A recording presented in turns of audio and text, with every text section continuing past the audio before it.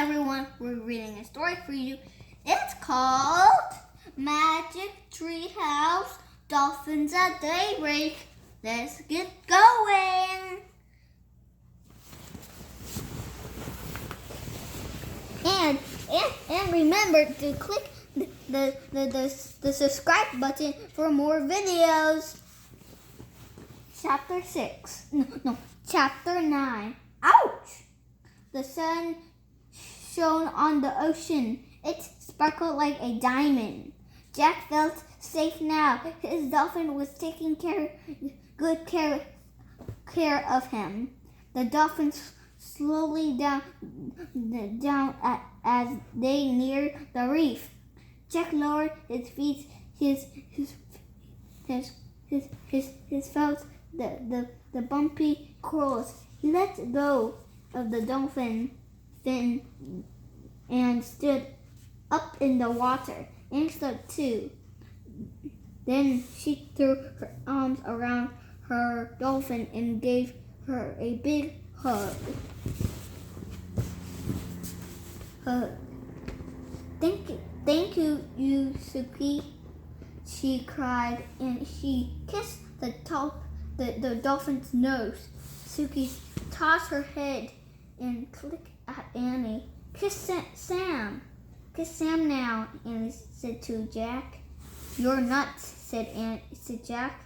But Sam nuzzled Jack's head. Then he put his flippers around Jack's neck, around the dolphin, and gave him a quick kiss. Sam nodded and made clicking sound like laughter. Then he turned to Suki. The two dolphins chattered to each other for a moment. They nodded at Jack and Annie and swam gracefully away. Bye, Suki. Bye, Sam. Annie shouted. Thanks, Jack shouted. The dolphins leaped high into the air. Then they dove back into the water with a splash. Jack and Annie laughed. I wish we could swim like that, said Jack. Jack and Annie watched the dolphins until they disappeared. I missed them already, Annie said softly. Me too, said Jack. He sat down in the shallow water. I'm really tired, he said. Annie sat beside him. Me too, she said. The warm water left over their shorts and t-shirts. Jack pulled off his pack. He took out his glasses and put them on. They were burly with water. Guess what? Said Annie. What? Said Jack. I saw the shark when we were swimming. Annie said, but I didn't tell you. I want you to stay calm. Jack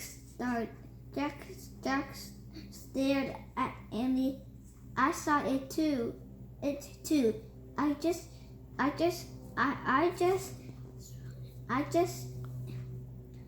swam so you would swim faster, and I swam for faster so you would swim faster, said Andy. I guess we swim double fast. Then Jack,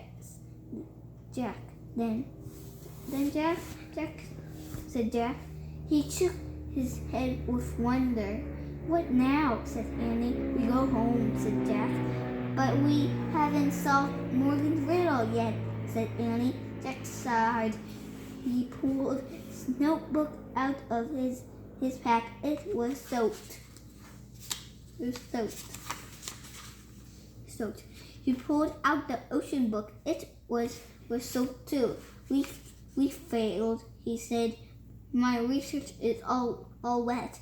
We'd never be master librarians now. Jack pulled everything away. Let's go, he said sadly. He stood up. Then he started across the pink reef toward the treehouse. Annie followed him. Ouch! Annie said. What's wrong? Jack looked back. I stepped on something. Annie bent down to rub her feet. What? Said Jack. A shell? Yeah, this. She picked up a large gray shell. Boy, is it rough and gray as a rock, and plain as plain can be, whispered Jack. They had found the answer. The shell looked like a clam shell, only bigger and with more ridges. How can this ugly shell be the answer to this riddle? Said Annie. What about the parts that say there are great beauty in me? Wait, research, said Jack. The soaked ocean book. Okay, said Jack. Oh, he opened the soaked ocean book. The pages were stuck but together, but he was able to turn a few. He found a picture of the gray shell. He read, divers search for oysters in the deep water, but sometimes oysters wash up on the reef or beaches. Inside some oysters, you can find a pearl. The pearl natural beauty makes it a treasure. It must have a pearl inside, said Jack. Annie peeked into the cracks between the two halves of the shell. I can't see anything, she said. How does a pearl get in there anyway? Jack read aloud from the wet page. Sometimes a grain of sand will get between the oyster shell and its skin. This irritates the oyster, so it makes a pearly material to surround the grain of sand. In this way, over a few years, a pearl is formed.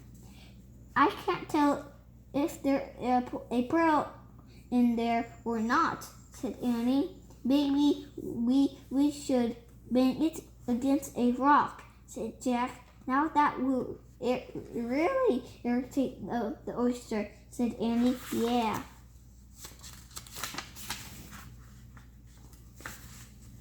Maybe we should just leave it alone, said Annie. She grinned. She gently pulled the oyster back into the water. But how will we know if oyster is the right answer to the riddle? Said Jack. Morgan said we know, said Annie. Come on. Jack pushed his glasses into place. Then he and Annie picked up their shoes and socks. They climbed through the window of the treehouse.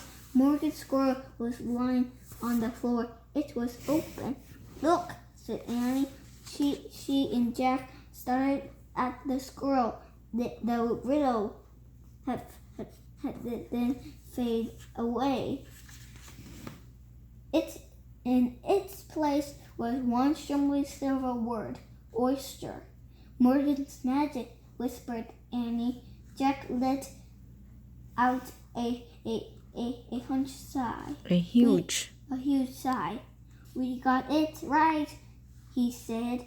Annie And here, the Pennsylvania book, said Annie. Let's go home. She opened the book. She pointed to a picture of the Frog Creek woods. I wish we could go there, she said. I wish we could go there, she said. The wind started to blow. The treehouse started to spin. The wind blew harder and harder. Then everything was still, absolutely still. Chapter